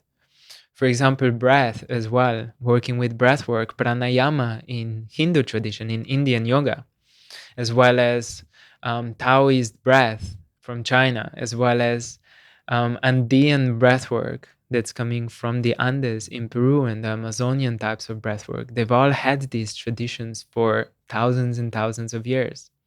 And science is just starting to prove the benefits of breathwork now, which So it's a things bit they've been late. doing for thousands of years, Yeah, now we have the scientific basis to say. because it's the wrong way to look at it. Well, not that there is right or wrong, but it's a very limited way to look at it, because we're looking at, oh, I need to prove that this is actually beneficial to me. How about instead of spending thousands and thousands or billions of dollars on trying to prove through studies, how about you just actually do it? How about instead of trying to prove what meditation does to your brain, you just go and meditate? And instead of trying to prove the benefits of breath work on the physical body, how about you just go and do it? That's why the science is never going to catch up to the ancient wisdom, because it's trying to write more books. We don't need more books, we need more experience. And this is what this ancient wisdom is from these traditional tribes. For example, Hunikuin, Kashinawa, Yawanawa from Brazil, they they sing prayers to spirits. And that's the way they hold ceremonies with the mother ayahuasca. Is throughout the whole ceremonies they will be singing the prayers, and that's how they hold space. It's just a prayer ceremony. Same within certain ceremonies in Mexico. Temazcali, the traditional sweat lodge, it's a prayer ceremony. It's a ceremony where you're praying to the water by limiting the water intake. You're actually inside. The sweat lodge is made in a shape of the womb, so it's representing the womb of the Mother Earth. And you are praying within that womb, knowing that she's taking care of you completely. And this is a prayer ceremony as well. In Hindu tradition, they don't use psychedelics, at least in modern Hindu tradition. Um, but they pray every day. We can see that where we are now. Every morning they bring out offerings to the temples. So for sunrise, for sunset, and some people for midnight as well, the most auspicious times. And they know that the spirits exist. They know the spirits come to take the offerings. They know the deities are dancing between them. And this is the most powerful wisdom that we as society have started numbing, because this masculine patriarchal approach to trying to control the world just cannot comprehend the magic of the invisible.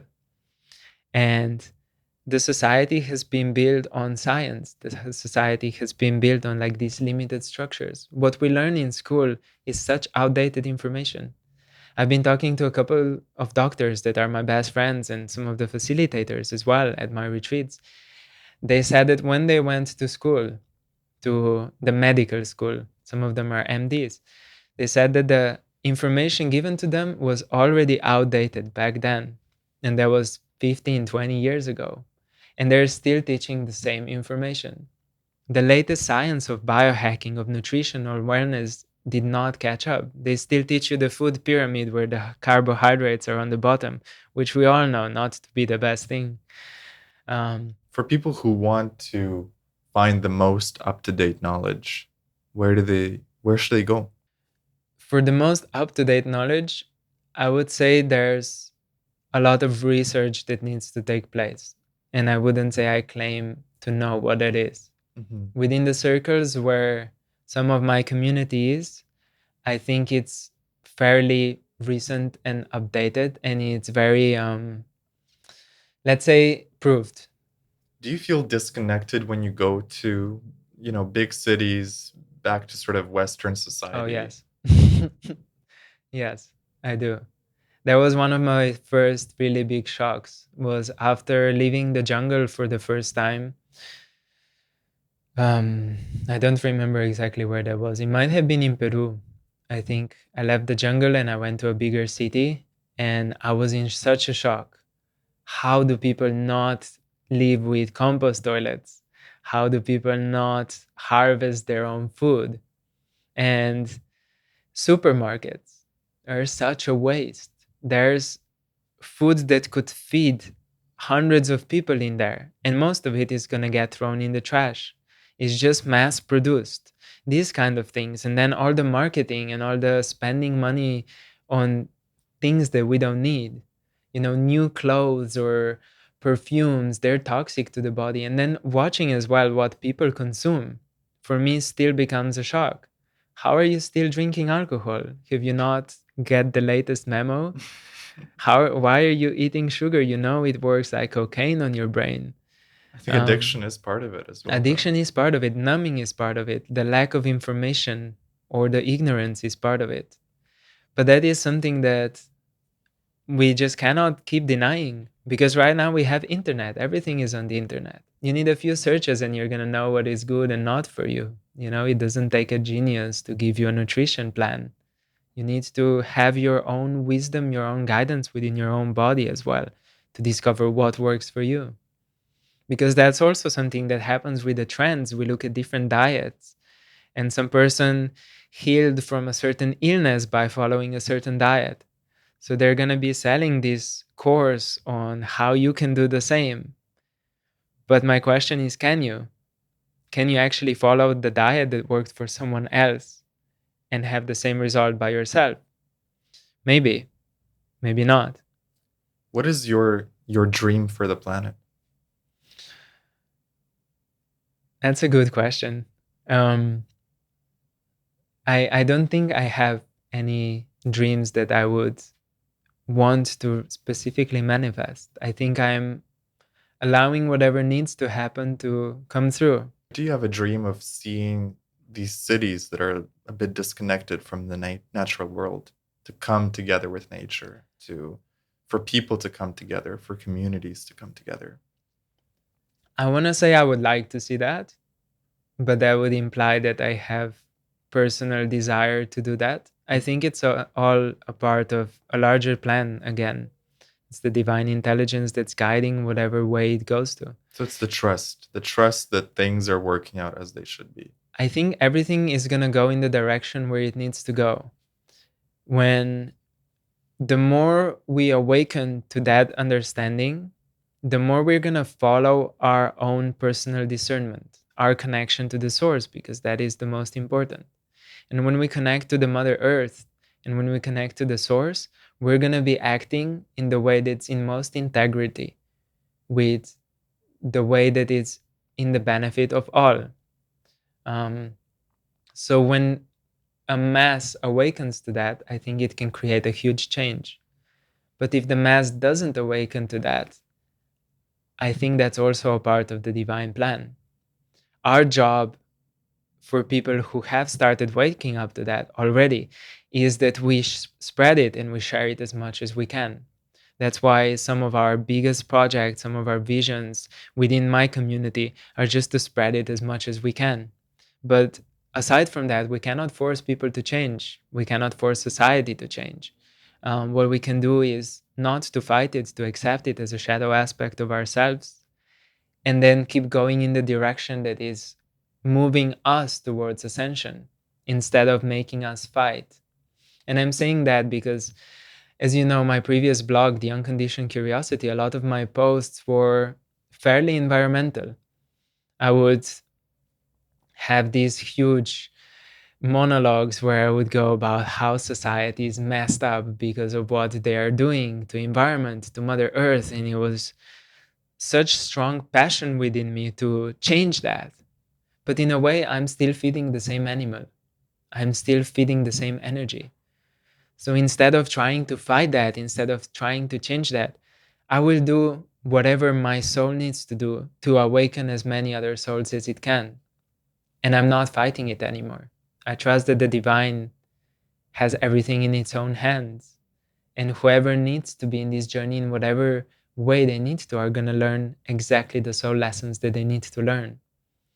And if that means that as humanity we're going towards extinction and we're going to build more cities and pollute more earth, I think that's what needs to happen. And if the opposite happens, I would be very happy to see that. And of course, we're going to step up and do as much as we possibly can to make that happen. But at the end of the day, relax, because everything is out of your control. And also I think the personal healing journey for every single individual, that's where our power is. Yeah. That's kind of what I've seen through my own journeys with plant medicine is the more I work on myself, that's where the most impact I can have. Because if I can heal my own traumas, heal my own wounds, then the whole planet benefits from that if everyone is working on their own journey. Yeah, well, it's this collective consciousness again. It's the 100th monkey effect is a theory that when there are 100 monkeys on one island, or whatever amount of monkeys on one island, and the first one will start to learn how to use a new tool. And then by watching the first one, the second one is going to learn how to use the new tool. And 99 monkeys are going to learn how to use the new tool. And then when the 100th monkey learns how to use a new tool, monkeys on the other island that are separate and have no interaction between each other are going to learn how to use the same tool as well. So by the time we reach the 100th monkey, there's a cascading effect that affects the consciousness in total. Yeah. So when we talk about quantum physics, for example, the superposition means that two particles can exist and not at the same time. So that's the Schrodinger's cat. But when it goes further is when it says that when two particles are interacting with each other, there's going to be one outcome, on the other side there's going to be the opposite outcome. So when we talk about Schrodinger's cat, the cat being either dead or alive, and dead and alive at the same time, we eliminate, when we have two boxes, we eliminate the possibility that both outcomes are the same. So no matter how far away the particles are from each other, they're always going to produce the opposite outcome. That's quantum physics, which is something that has been proven. And I don't want to go into the whole thing right now because it's a vast topic. But just to say, where that relates to is the fact that particles talk to each other, no matter where in the universe they are. So what we do in our bodies, how in integrity we are, how connected we are, is directly influencing something else because of this collective field. And that's where I'm not sure if the 100th monkey effect is a theory or if it's a study, but that's where it comes from. It basically means that once we infuse the collective consciousness with a piece of information, that piece of information is available. And in the spiritual community, that's talked about a lot as Akashic Records, for example, which is the library of everything that's available to humanity. And this is in the same state, in the same etheric realm. It's where everything is available all the time, this tapping into collective source. It feels like we're reaching a cascading point in reality where so many people are exploring spirituality and plant medicine. It's like a tipping point that we've reached where it's like the 100th monkey effect, where now everyone knows about ayahuasca, or more and more people feel called to it. Yeah. Is there any advice you have for people who have never done Aya but feel the call? What would you tell them to focus on? Focus on finding the right space to do it at.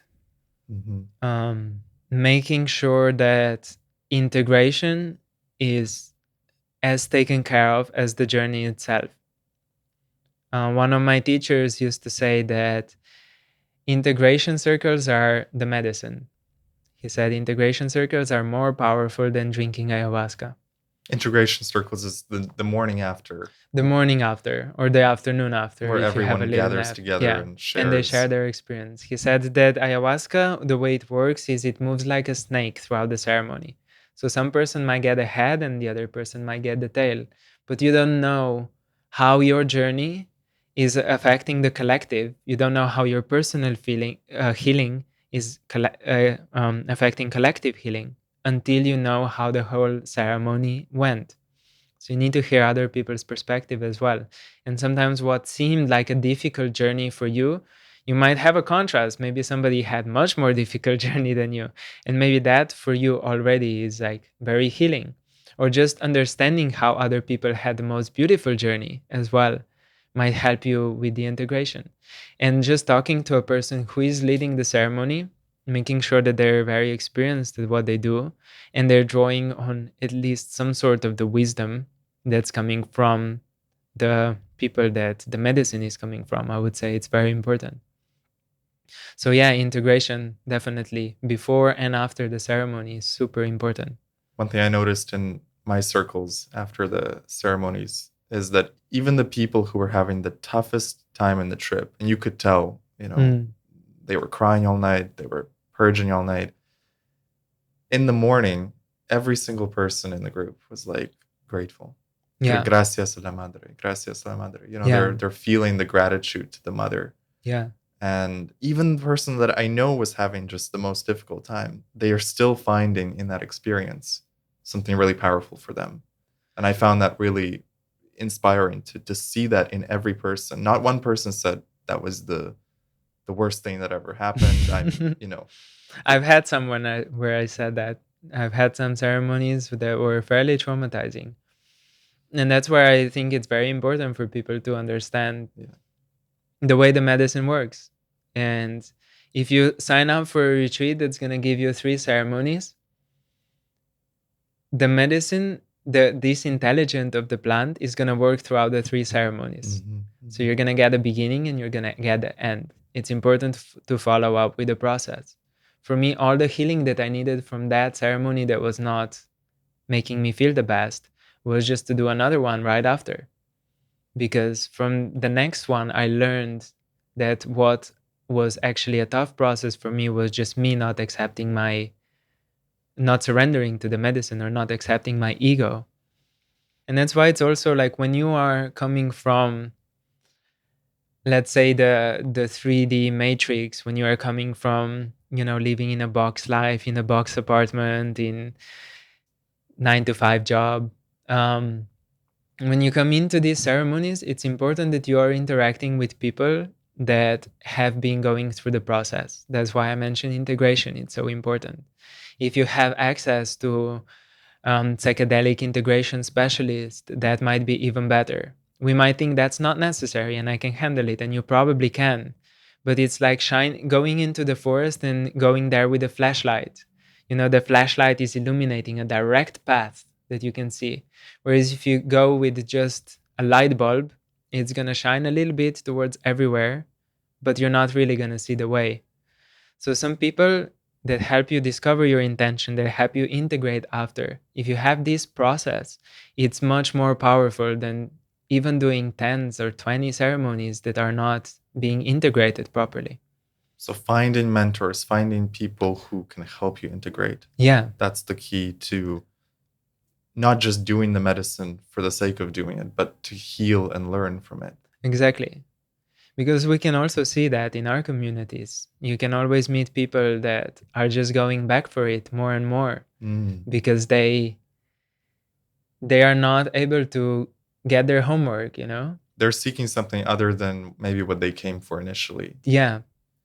And in my personal journey, I can say I haven't touched any psychedelics for 7 months now, which for me, coming from, doing it every day in the jungle of Peru is quite a long time.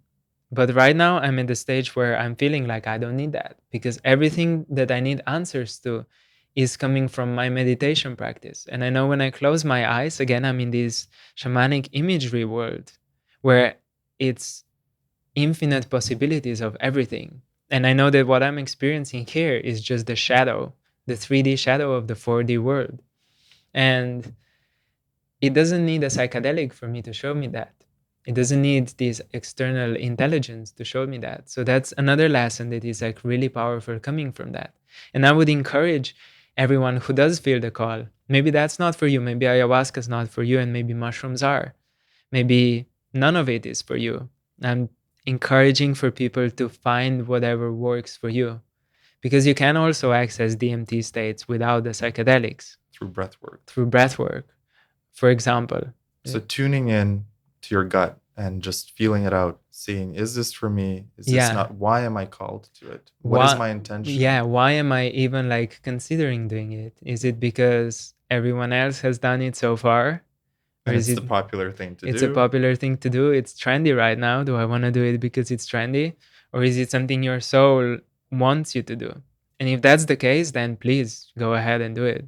But if it's just something that you're doing because you're following the trend, then really look deeper at what you're trying to get out of it, because the medicine might not give you that.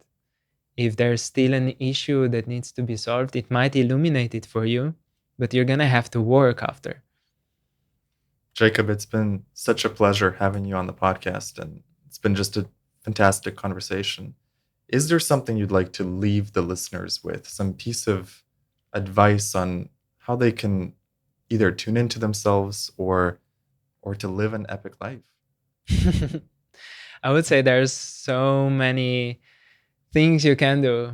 I'm literally just overwhelmed by your question, by thinking of everything I could say right now. Well, let me specify it. Yeah, like what is one thing that someone could do to live a more epic life? I would say learn to be embodied. Learn to embody these energies, because we can travel all these astral realms, and at the end of the day, we did incarnate in a human form.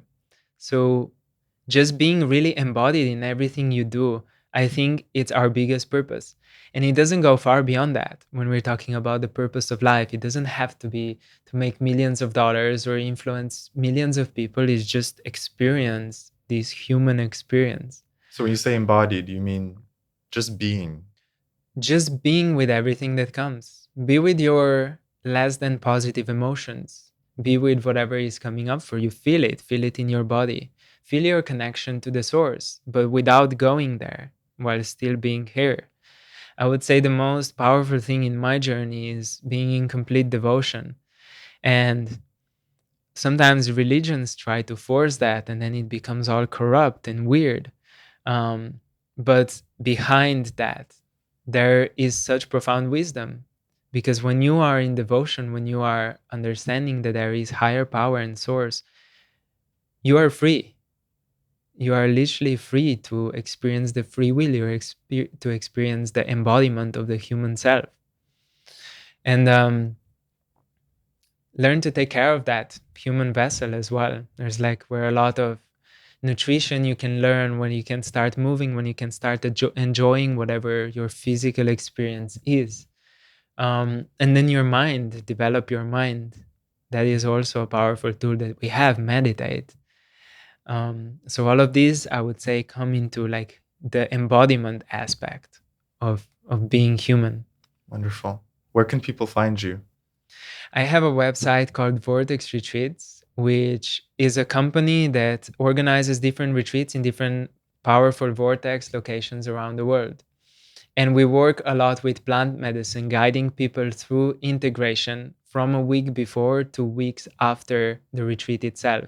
But within the retreats, we are going as deep as we possibly can. And I have some of the best facilitators working with crystal alchemy bowls, leading breathwork. I have some shamanic musicians that are guiding the medicine journeys.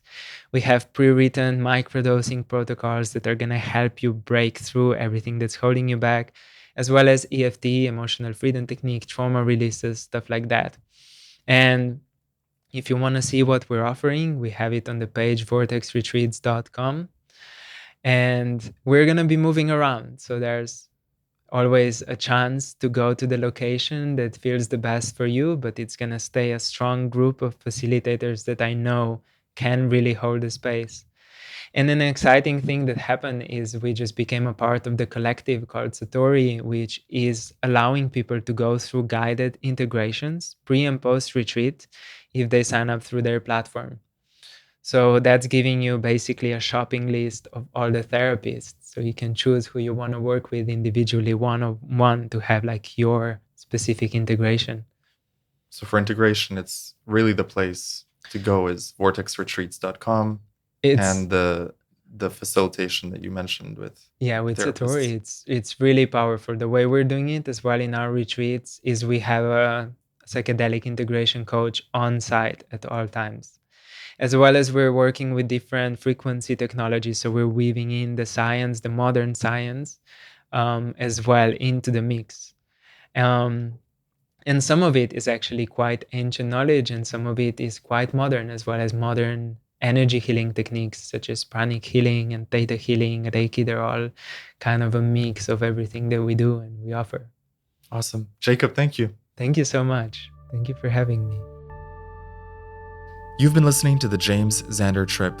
Thank you for tuning in, and a big thank you to Jakob for coming on as my first guest on the podcast. It's been an absolute honor to have you on. If you enjoyed this episode, it would mean the world to me if you shared it with one friend who would resonate with this message. I think there's a lot of people out there who are seeking conversations just like this, and it would mean a lot to me if you shared it with someone that you know. If you want to connect with me personally, I invite you to visit jamesxander.com and send me a message. Tell me a bit about who you are, your story, your experiences with plant medicine or spirituality. I'd love to hear from you. Much love, and I'll see you in the next episode.